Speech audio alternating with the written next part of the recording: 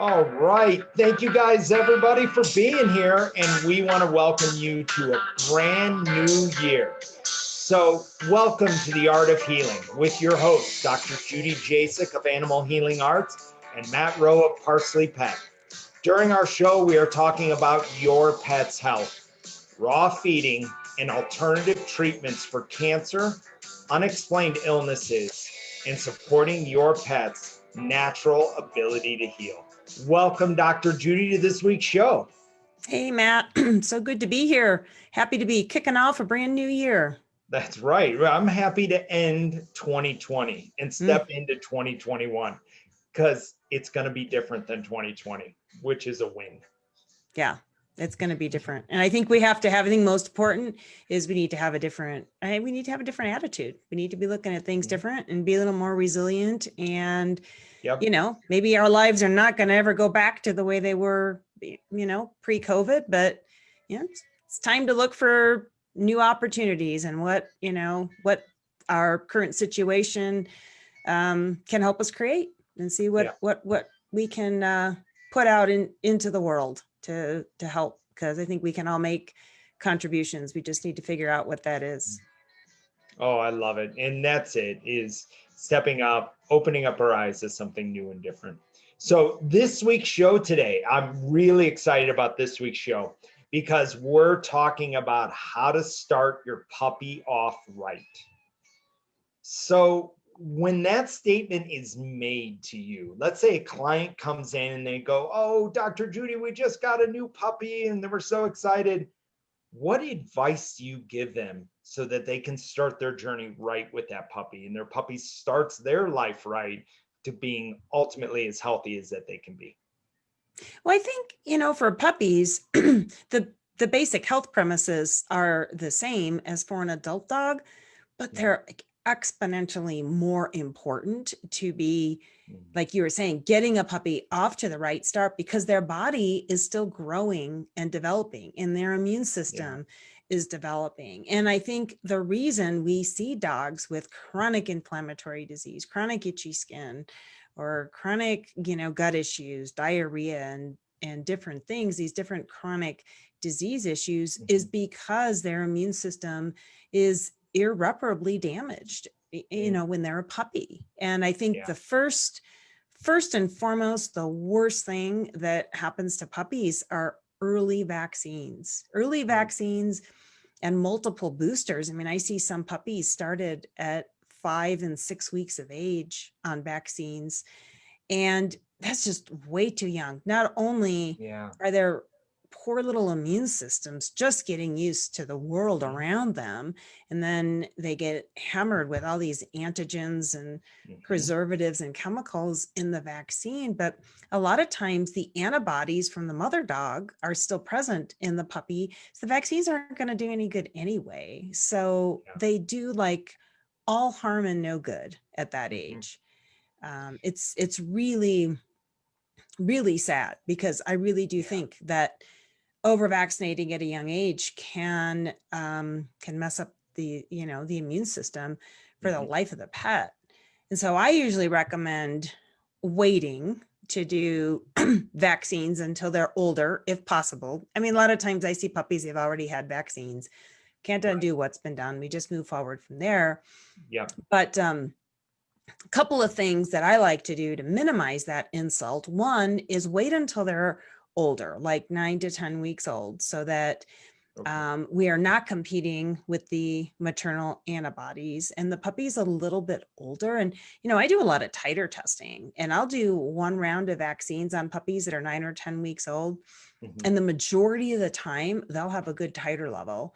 If we vaccinate them like less than 8 weeks and we do a titer, or I see a puppy that's been vaccinated and we check a titer just to see where they're at, most often they don't respond. So, waiting until they're a little bit older. I also do monovalent vaccines, which means I just do one component at a time. Most puppy vaccines, they're giving 4, 5, 6 different components at a time. And that's really, really hard on, on those puppies. So So I do one at a time, and I even spread those out. So on any one given day, we're only Sure. giving one vaccine. And then I use titers. I see once they've responded, once they've built that early immunity, there is no need um, to keep giving them booster shots. I mean, the only thing that booster shots do is make money for the vaccine companies. Doesn't do anything to help the health of the puppies. So, that's probably the biggest thing. And then the other thing is nutrition. Get them on a fresh food diet. Puppies can be weaned right onto raw food. That's their natural food. They don't have to eat kibble when they're young for any reason. I hear that coming from breeders. Oh, you have to feed them kibble for a while. You don't need to. You can get them started right away on raw. And you want to do that with some guidance as far as formulating the diet. But puppies can be fed, 100% raw food diet right from the get-go. And they will thrive on that. So those are, probably the two biggest things, the two most important things are minimizing vaccines and getting them on a fresh food diet. Yeah.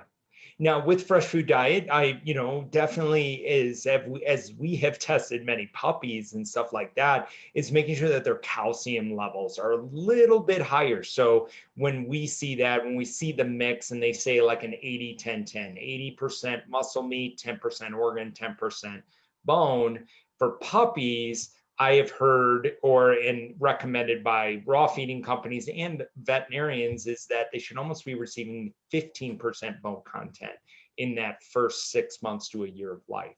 Would you agree to that? Or is that I think it could be a little higher. And there's different ways to do that. So your average blend, would have about 10%. So, feeding a blend that is more like 12 to 15% would provide more minerals for the puppy. The other real important thing about feeding ground bone is that it's all the minerals, all the nutrients are in a balanced form, as opposed to the synthetic vitamins and minerals that are found in your more processed foods. But other things that are also great for a puppy are adding in things like chicken feet, duck feet, some of these other body parts that have a high cartilage and collagen composition, because that's great for these developing bones and joints. And again, it's balanced when we feed in a whole food form. And we've talked about this before on the show, but I'm going to reiterate it because it's so important for puppies. These nutrients have to be balanced. So, I'll see people, oh, well, my puppy's bones are growing, so I'm going to give them a calcium supplement. But if you're not balancing that with the phosphorus and magnesium and all the other nutrients in the diet, you actually could create more problems for that puppy. Exactly. In order to make that bioavailable, you need those other minerals in order to, coexist with the calcium to allow it to create good bone structure. You're absolutely spot on. And so I'm going to take a step back real quick. You had said in regards to the vaccines and titer testing that when you tested a puppy that had been vaccinated, let's say at 5 to 6 weeks of age, and then you test them with a titer test at 8 to 9 weeks when they come into your clinic, you don't see that the vaccine you don't see the antibodies of the vaccine. Did I hear that correctly?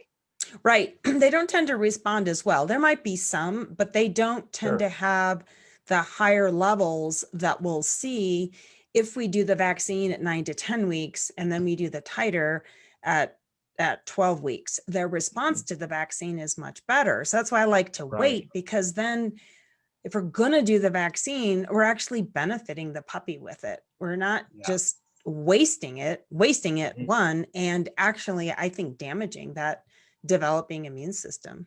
Yeah. Well, that and the chemicals that you had mentioned that are in the vaccines, they're getting that chemical, but they're not getting the actual benefits of the vaccine that was given to them. Right. So, exactly. They just get toxic. Yeah. Exactly. Awesome. Thank you very much for that clarity on that one too. So my other point that I was going to make, I completely forgot, Dr. Judy. So we're going to just move on past that point. So there was one question that I had for you. If it pops up, I'll definitely ask you again. So really what we were talking about before I interrupted and took us that step back is we were talking about the actual amount of the diet and how important nutrition is for your puppy during this period. So you had mentioned that raw feeding is definitely something that's more bioavailable. Is there any other type of supplement, or is there any other type of food that you would recommend during this period besides the chicken feed and besides the cartilage and the collagen that they're going to receive from that? Is there another type of food that you would recommend? Well, there are things you can add in. One is bone broth. Bone broth is also Mm, very nutritious for all dogs, but definitely for these puppies that are mhm. growing. Their bones and joints are growing. The bone broth has a lot of nutritional value. Some people will use goat's milk, and I Mhm. do that on a kind of individual basis. I see how the puppy does on it. If you're going to feed dairy, raw is definitely best. I wouldn't waste your time with any pasteurized dairy, even if it's fermented. Mm, Like I wouldn't buy yogurt at the store. yeah. If you're going to do any dairy, do it raw so they at least get that benefit. Mhm. And see how they do on it. Dogs do differently on dairy. So if, but it's got a lot of nutrition in it. So for a Yeah. growing puppy, sometimes it is a good way to supplement, also to transition. If you do get a puppy that's been started on kibble and you want to get them on a fresh food diet, Mhm. sometimes integrating some goat's milk, because of the natural enzymes in the milk, Yeah. that can help support digestion. But you have to, watch your puppy. Yeah. Some pets don't tolerate dairy as well, so you want to Mhm. make sure that your puppy is doing well on it. Um, Mhm. Another thing I want to mention, because just popped into my head and I want to mention it before I forget, is deworming. A lot of Mm, breeders and veterinarians will just routinely give a deworming medication to puppies, and I recommend checking the stool sample, mm, make sure you know what you're treating. Don't just give yeah. medications just because. I see this happen a lot where puppies are treated for parasites and coccidia and giardia and all these different medications. And all that's doing is just destroying the natural microbiome that we're trying to Mhm. develop by feeding this really great diet. Right. You don't want to be giving the puppy medications that can be destroying it. Heartworm, we've talked about that. Wintertime, there's no Mhm. need to be giving heartworm Okay. prevention. The heartworm companies, they give these little free, they give like these little free samples. So they hand them out as treats in the Mhm. exam room in a lot of conventional clinics. It's like, it's a it's an anti-parasitic medication. It's going to negatively impact the microbiome, so don't give it. If you're in an area that where heartworm disease is very prevalent, then that's Mhm. a little bit of a different discussion. But um, if it's winter time and it's cold and there's no mosquitoes, don't give any medication unless you specifically know what you're treating. So that's why I like to, when I see a new puppy, I like to get the stool sample, I send it off to the lab, I find out, Mhm. what that puppy may have, what the puppy may have been exposed to, and then we treat accordingly. But I think it's Yeah. real important. These medications, they're not benign. So don't just keep, Yeah. throwing stuff into the gut, or you're going to be undoing all the stuff you're trying to do Yeah. by feeding this really great diet. Yeah, that's a great point. I mean, we had did a show earlier in the year on over supplementation. And so when we give more does not always mean better. More just is something that maybe makes you feel better that you're giving it to them, but you're, like you said, you're not supporting that just essential unforgotten organ, which is that gut microbiome, which is building their immune system and their health and longevity and everything that they have to support a puppy in order to get the health that they need in order to live that healthy, happy life that we want all of our puppies to live. You have a new puppy. I mean, it's exciting. It's all of that. You want to do everything to help them no matter what. But thinking about what is too much in there. Like, for example, right now, there's no reason to give heartworm. we go below 50 degrees at night. And so anything that has heartworm in it is, like mosquitoes, they're not around because we drop below that 50-degree temp. And I think real temperature, isn't it like 53 degrees where heartworm does not survive in there? So I usually do it as a baseline, just say 50. If it drops below 50, I'm not worried about giving heartworm to either of my dogs during this time. Yeah, and it has to be at that higher temperature for 30 consecutive days. So this time of year, it's a complete non-issue in Colorado. And really the only months here where we're going to have those warmer nighttime temperatures for that time frame, like the 30 days, probably July and August. You get to June, September, you're going to have cooler nighttime temperatures. So it'll vary with where people live. So, again, it might be a different discussion in different parts of the country, but it's also still super important to be doing these other things, because if we keep the immune system healthy, we don't over vaccinate, we give the puppies good nutrition, their immune system is going to be strong. I've actually talked to holistic vets that practice in areas of the country where heartworm is more prevalent than it is here in Colorado. And they say they have a lot of clients that won't do the heartworm prevention and their dogs are fine because they're keeping their immune system healthy. The body knows what to do. The biggest problem is that we humans interfere with the natural ability of the body to heal and the ability of the body to fight disease and to eliminate, these organisms if they do get exposed to them. If the immune system is healthy, they're going to stay healthy. I mean, how do you think wolves survive in the wild? Nobody's vaccinating them, giving them heartworm prevention.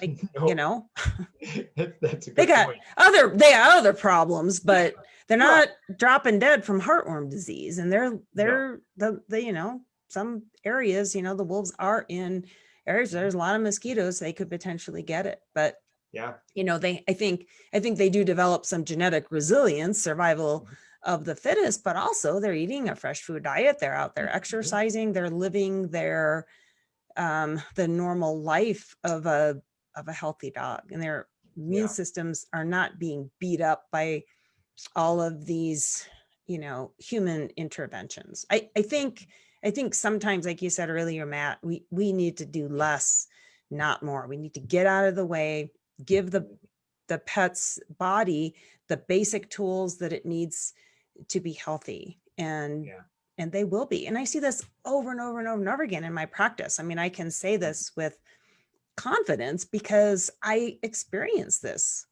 day in and day out. People are blown away how quickly a pet's health can completely turn around just getting them on a fresh food diet. And with puppies, man, you get them off to that great start and you're not going to have a life of chronic disease with your dog. Yeah. They're going to be healthy. You're just going to be able to go on and enjoy this long, healthy, energetic life with your pet. Yeah. So really, from everything from today's show that we talked about, take the time to just enjoy your puppy. Take the time to not overdo too much. Start them on a fresh food diet, start them on raw feeding, and make sure the calcium is well balanced with the phosphorus and the magnesium, which they do obtain from eating raw food, has that balance of nutrients in it. And it's everything your puppy needs. Watch the amount of vaccines that you give, because if you're giving too much, you're doing too much. And just allow the puppy to grow up. Allow the puppy for as long as you can, especially if you have a puppy that you've gotten in the last 60 days and you're up in the northern part of the hemisphere. Don't worry about heartworm.